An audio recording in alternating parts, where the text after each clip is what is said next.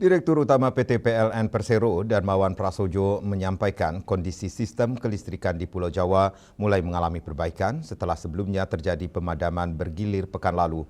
Darmawan mengatakan sejak Minggu 21 Juni 2026, sistem kelistrikan Jawa mulai kembali membaik sehingga pemadaman bergilir dapat ditekan secara signifikan.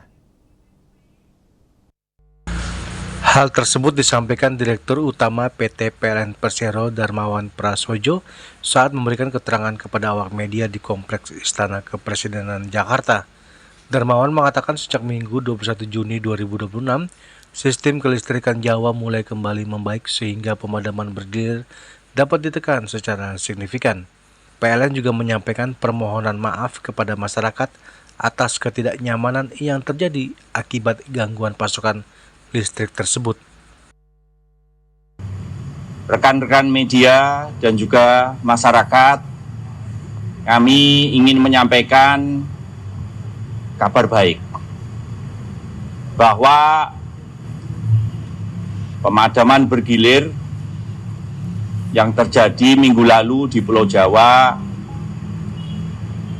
mulai kemarin hari Minggu, kondisi sistem kelistrikan di Pulau Jawa mulai membaik dan pemadaman bergilir berhasil diminimalisir.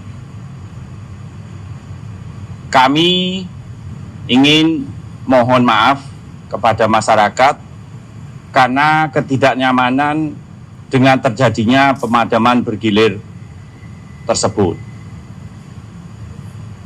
Pasokan energi primer yang sesuai dengan spesifikasi kebutuhan pembangkit baik PLN maupun dari pembangkit milik mitra kami atau Independent Power Producer minggu lalu mulai mengalir, dan untuk itu memperkuat ketahanan dari sistem kelistrikan di Pulau Jawa.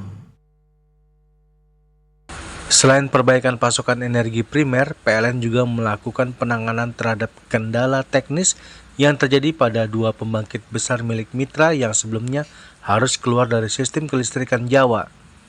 Darmawan menyampaikan bahwa PLN bersama mitra pembangkit langsung melakukan upaya pemulihan. Dari Jakarta, Juli Suwata dan Ketut Sumadiasa melaporkan.